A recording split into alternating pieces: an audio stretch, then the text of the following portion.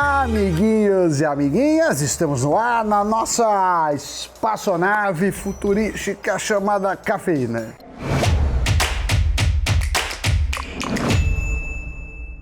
Muitos investidores buscam a renda fixa pela segurança e pela liquidez, né? Mas poucos sabem que títulos de renda fixa não são fixos. Sejam os papéis de dívida do governo, como o Tesouro Direto, de bancos ou de instituições privadas, esses papéis sofrem oscilações até a data do vencimento. Essa variação nos preços é calculada segundo a chamada marcação a mercado. Exatamente, Doni. Ainda que esses títulos tenham uma rentabilidade pré-determinada no momento da compra, o que significa que quando eu quero investir em qualquer um deles, sei quanto vou ganhar na data final do contrato, muitas vezes esse título pode ter uma mudança na sua rentabilidade no meio do caminho. E essa oscilação depende muito do risco que os investidores enxergam até o seu vencimento. Isso acontece porque se investimos em um título público, estamos emprestando dinheiro para o governo. E se o cenário político ou macroeconômico muda, o valor da taxa requerida também muda. E assim, o preço muda. Riscos, o preço muda. Ou seja, você pode ter grandes turbulências nessa trajetória, nessa jornada. Quanto maior o risco, maior o retorno que o investidor exige. Isso, e quanto maior o retorno, como ele está negociando um cheque futuro, por exemplo, de R$1.000, menos você paga pelo cheque. Então, a alta de juros significa queda de preço. Só que a alta de juros é alta em relação ao que estava. Então, quer dizer, se a Selic subir meio ponto percentual, no entanto, todo mundo estiver esperando meio ponto, não muda neca de pitibiriba, isso é da sua época? Sim, neca de pitibiriba. Exatamente. E isso tudo que a gente explicou, Sammy Boy, é o que recebe o nome de marcação a mercado. Esse é o mecanismo que determina quanto custa um determinado título hoje, no momento presente. Nada mais é do que uma atualização diária, seja nos preços de títulos como Tesouro Selic e CDBs, quanto em produtos de renda variável, incluindo fundos de investimento.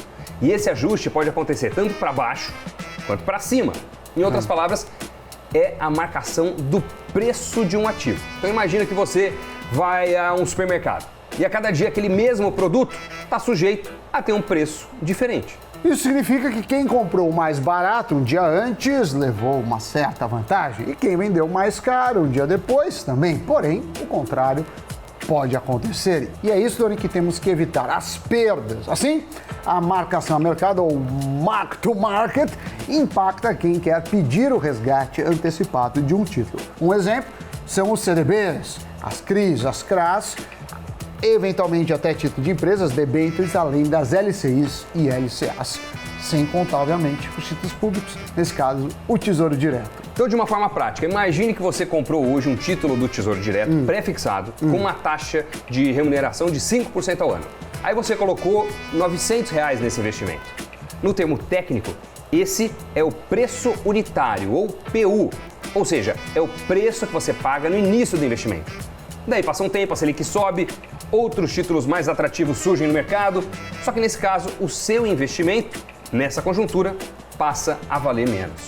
É aí que entra a marcação a mercado e reajustando o valor do título, neste caso para baixo, mas o contrário também pode acontecer. Se a taxa de juros cair, os novos títulos vão remunerar percentualmente menos, então o investimento que você tem nas mãos se valorizará.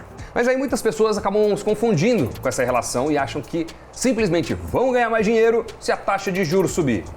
Mas nesse caso que a gente citou, quando a taxa de juros sobe, o preço unitário do título cai. Em contrapartida, quando a taxa de juros diminui além do esperado no período, o preço unitário do título sobe. Então, se você está investindo em um título pré-fixado e você espera até a data do vencimento, beleza, não importa o que aconteça no meio desse tempo todo, você vai receber exatamente ao final do período todo aquele valor, aqueles juros pré-combinados. Mas, se você decidir vender o seu título antes da data de vencimento, aí a marcação a mercado vai ter um impacto no resultado, porque você pode ter um saldo melhor ou pior que o esperado, dependendo da trajetória dos juros até aquele momento.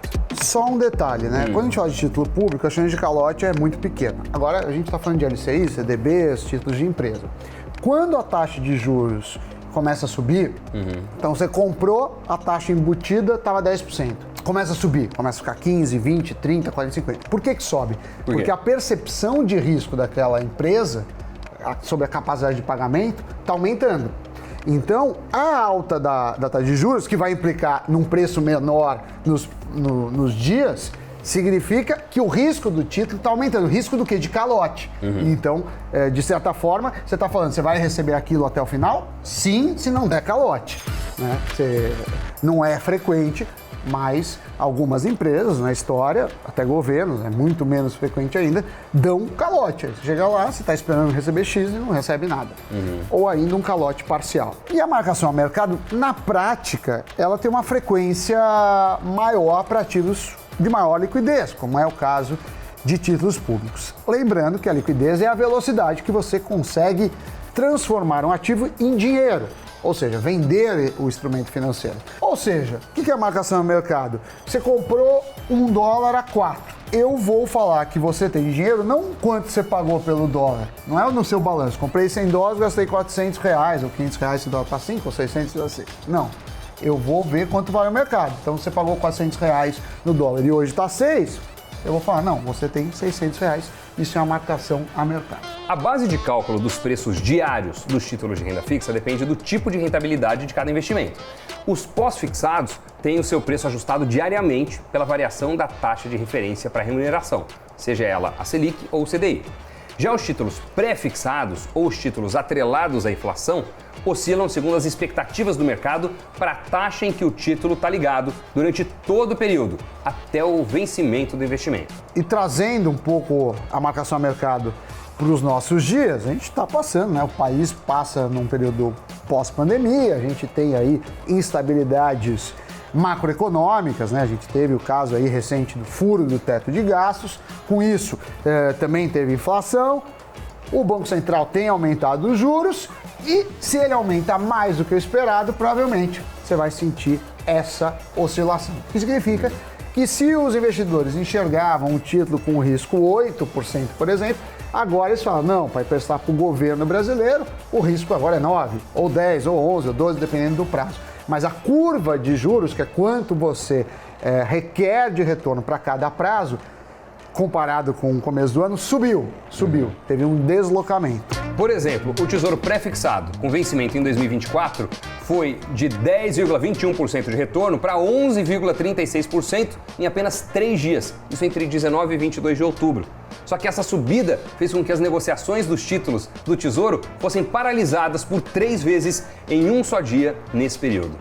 E essa paralisação é uma espécie de circuit breaker do Tesouro Direto e, para quem não está familiarizado, é um mecanismo de segurança que também é usado na Bolsa em grandes momentos de estresse.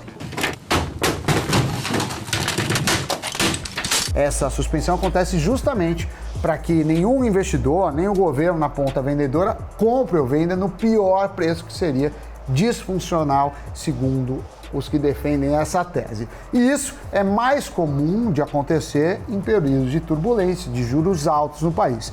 Em meados de 2015, as negociações do Tesouro foram interrompidas 88 vezes por conta dos juros. Se for para resumir em miúdos com as suas palavras de catedrático, o economista mais didático do Brasil, marcação do cafeína. A mercado, não, você é igual, nos títulos de renda fixa, o que o investidor, o que nosso estimado público precisa reter deste tanto de informação que a gente jogou aqui? Uma vez que um papel está sendo negociado, saem informações. Tem informação sobre o emissor, informação sobre a economia do país.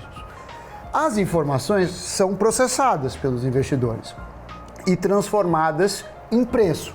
Então, com as informações, os investidores fazem um mapa do risco. Com o risco, eles atribuem uma taxa e a taxa o preço.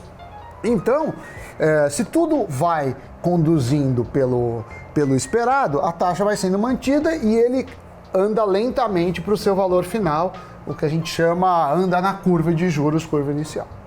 Se tem disrupções, que pode ser notícias melhores do que se esperava, ou piores, vai oscilar o preço. Então, o preço é uma informação importante. Se você vê que o negócio está caindo, é porque o risco está aumentando, você fica de orelha em pé. Por outro lado, se vai subindo, é que o risco está diminuindo. Então, não culpem a marcação ao mercado, que é um mensageiro importante. Ela traduz o nervosismo ou o risco sobre a capacidade de pagamento em preços. E aí, o cuidado que o investidor tem que ter com a marcação ao mercado é o quê? Se tem risco de resgatar o investimento antes do vencimento, evite papéis pré-fixados. E o pré-fixado que tem risco baixo é o do governo, é do título do Tesouro, porque o governo pode emitir nova dívida, pode emitir inflação, vai emitir moeda para pagar, ainda que gere inflação. Mas quando você tem títulos de empresa, você começa a ver os juros subirem e o título cair, é porque a sua chance de calote está aumentando. É isso aí. Giro de notícias? Agora!